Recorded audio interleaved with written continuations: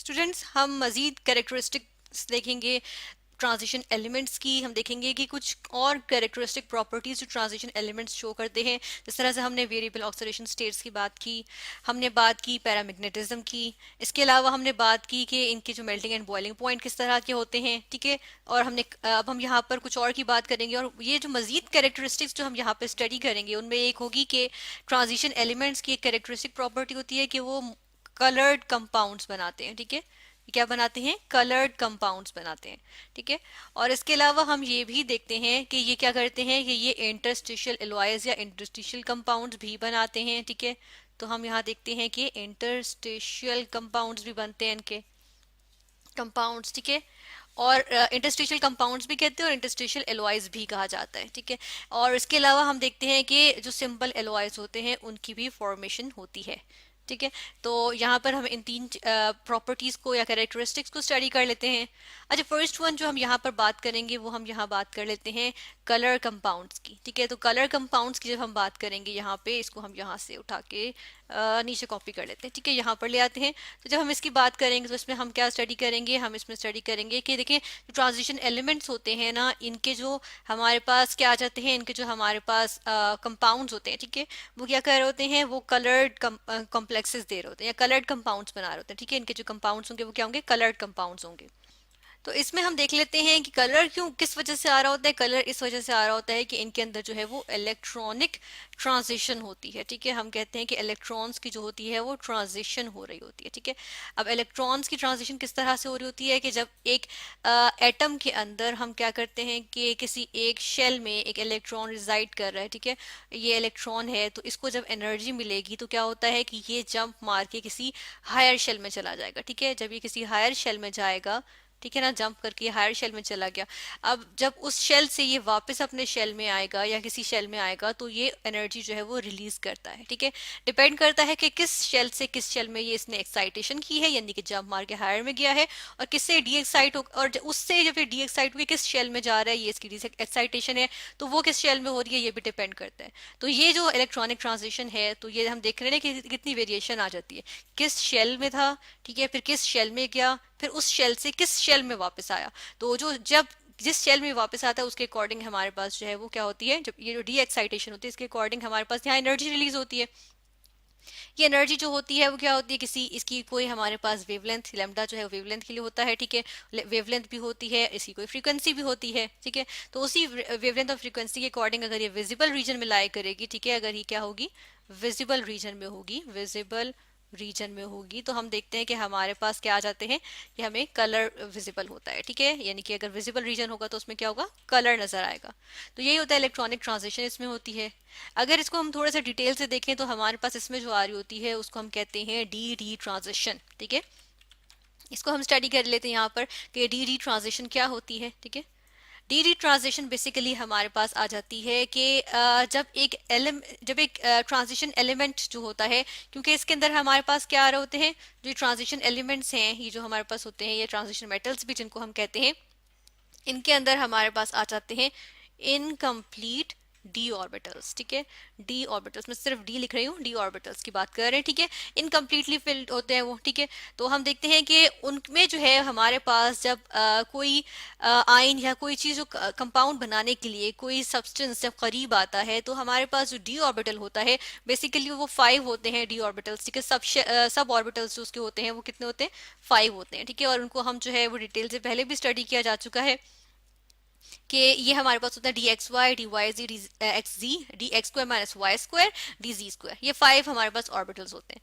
लेकिन होता ये है कि जब इसके करीब हमारे पास कोई ऐसे आइंस आ रहे हैं जो कि इसके साथ जो है वो कंपाउंड बनाएंगे, ठीक है, या इसके कोई ऐसा सब्सटेंस आ रहा होता है जो इसके साथ जो है मिलकर कंपाउंड बनाएगा इस ट्रांजिशन एलिमेंट के, तो हम देखते हैं कि जो डी ऑर्बिटल होता है ये स्प्लिट हो जाता है, ठीक है। और स्प्लिट होके क्या होता है, एक हाई एनर्जी, कुछ डी ऑर्बिटल्स जो है वो हाई एनर्जी पे चले जाते हैं और कुछ डी ऑर्बिटल्स जो है वो लो एनर्जी पे होते हैं, ठीक है। इस तरह से ही होते हैं, तो ये ऐसे आ जाते हैं, ठीक है ना।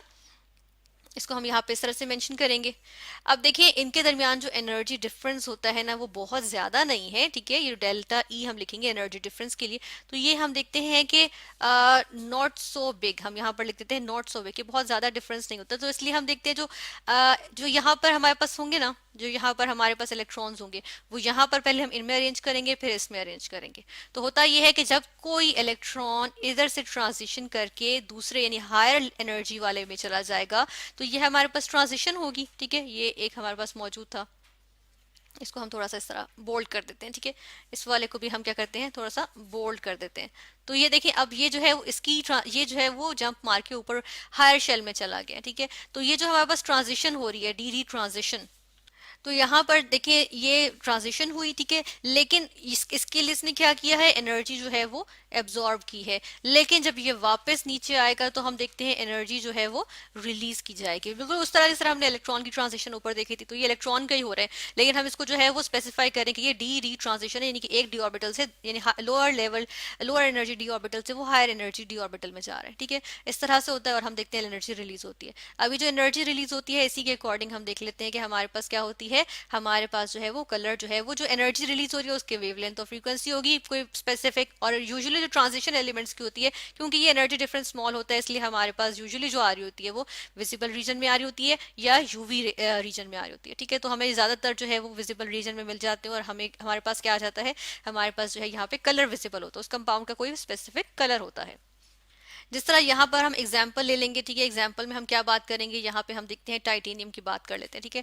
टाइटेनियम के लिए हम यहाँ देखते हैं, इसको हम इस तरह से कहते हैं क्योंकि इसकी यहाँ पर एक कॉम्प्लेक्स था, हमारे पास एक आयन मौजूद है, टाइटेनियम उसके अंदर इन्वॉल्व है, ठीक है। टाइटेनियम हमारे पास क्या है, फर्स्ट ट्रांजिशन सीरीज में से हमारे पास जो सेकंड एलिमेंट है वो टाइटेनियम होता है, ठीक है। तो हम यहाँ पर देखते हैं अब यहाँ होता क्या है, यहाँ पर देखें ये एक कॉम्प्लेक्स सा आइन है, इसको हम डिटेल से स्टडी करेंगे लेटर। लेकिन हम देखते हैं अभी यहाँ पर इसको हम कहते हैं हैज एक्वा टाइटेनियम 3 आइन, ठीक है। तो यहाँ पर टाइटेनियम बेसिकली 3 पॉजिटिव का जो है वो यहाँ पे शो कर रहा था ऑक्सीडेशन स्टेट, ठीक है। तो इसका मतलब है कि टाइटेनियम हमारे पास क्या होता है, टाइटेनियम इस तरह से।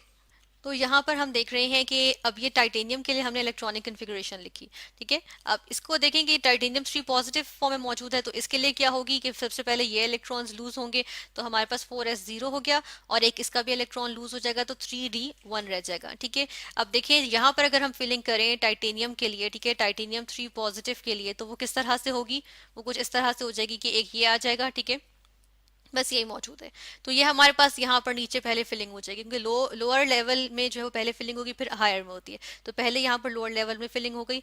अब देखिए जब इसकी ट्रांजिशन होगी यानी कि ये क्या करेगा, एक्साइटेशन से हायर लेवल पे जाएगा और डी एक्साइट होके लोअर लेवल पे आएगा। तो हम देखते हैं कि हमारे पास क्या आ जाएगा, हमारे पास जो है वो कोई सर्टेन एनर्जी रिलीज होगी, ठीक है। और जो एनर्जी रिलीज होगी वो बेसिकली होती क्या है, अब वो जो एनर्जी रिलीज हो रही होती है ना, जो एब्जॉर्ब हो रही होती है क्योंकि लाइट होती है, एनर्जी जो होती है वो लाइट एनर्जी की फॉर्म में रिलीज हो रही होती है जो विजिबल रीजन में होगी, ठीक है। तो वो जो लाइट एनर्जी होगी हम देखते हैं कि उसमें जो डिफरेंट कलर्स होते हैं, तो ये क्या कर रहे होते हैं, ये जो है वो येलो लाइट को एब्जॉर्ब कर रहा होता है, ठीक है। यहाँ से क्या हो रहा है, येलो लाइट जो है वो एब्जॉर्ब हो रही है, ठीक है। येलो की जो फ्रीक्वेंसी होगी ना वो वाली फ्रीक्वेंसीज एब्जॉर्ब हुई हैं और जो रिलीज हो रही होती हैं यानी कि रिलीज की जा रही होती है, तो हमें जो कलर भी नजर आएगा बेसिकली वो कौन सा होता है, वो हमारे पास आ जाता है ब्लू प्लस रेड, ठीक है। ये वाले जो होते हैं वो रिलीज की जा रही होती हैं, तो उसकी वजह से हमें जो कलर नजर आता है वो बेसिकली क्या आता है, वो हमें एक वायोलेट कलर नजर आता है, ठीक है। यहाँ पर हमें जो कलर नजर आएगा वो कौन सा होगा, वो वायोलेट कलर होगा। तो यहाँ पर हमने ये जो देखिए ये हमने एक कॉम्प्लेक्स आयन की हमने यहाँ एग्जांपल ले ली जिसमें हमने टाइटेनियम की यहाँ पे जो है वो हमने टाइटेनियम की कंट्रीब्यूशन देखी है, ठीक है, टाइटेनियम में किस तरह से होती है।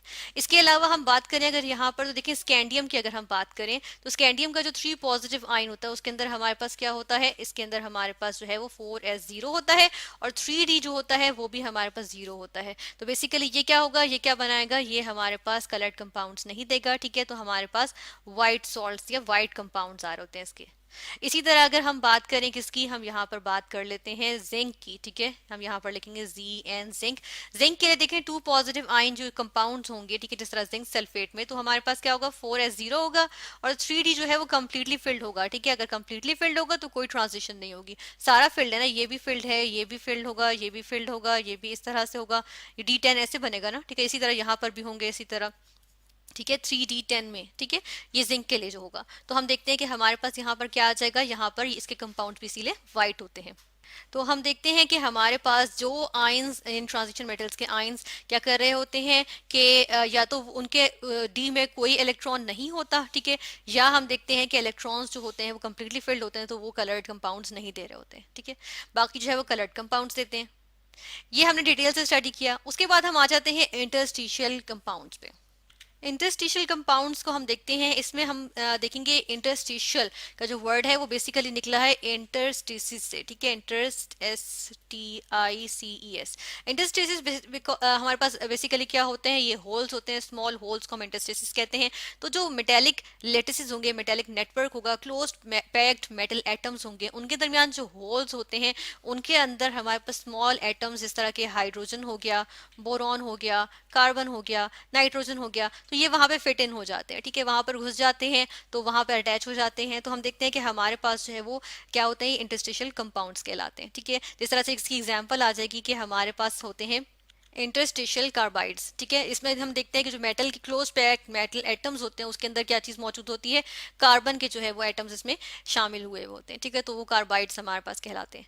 अच्छा, इसके अंदर हम देखते हैं कि जो रेशो होती है या परसेंटेज होती है, तो हम कोई खास परसेंटेज नहीं रख रहे होते यहाँ पर डिफरेंट एलिमेंट्स की, ठीक है, जो यानी कि जो एलिमेंट्स हैं बेसिकली इनके कुछ एटम्स जो होते हैं वो मेटल एटम के अंदर जो है वो फिट इन हो जाते हैं, ठीक है, हम कोई इसकी स्पेसिफिक कोई खास परसेंटेज नहीं देख रहे होते। और हम देखते हैं कि ये नॉन स्टोकियोमेट्रिक जो है वो कंपाउंड्स होते हैं, इनको हम जो है वो इंडस्ट्रियल एलॉयज भी कह देते हैं, ठीक है। और अब हम आ जाएंगे अपनी फाइनल यहाँ पर प्रॉपर्टी की तरफ, दैट इज एलॉयज।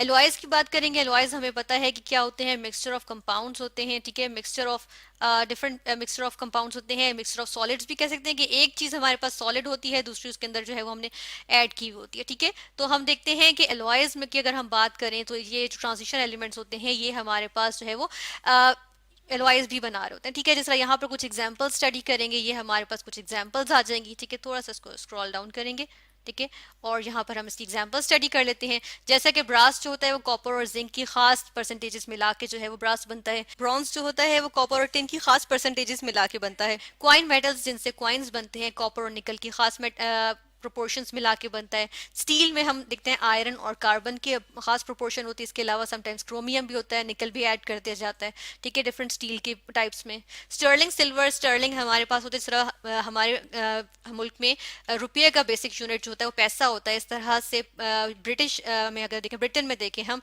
तो पाउंड्स का जो होता है वो स्टर्लिंग होता है। तो स्टर्लिंग सिल्वर जो होता है वो भी कॉपर और सिल्वर से मिलके बना हुआ होता है, ठीक है, इनकी खास परसेंटेजेस होती हैं।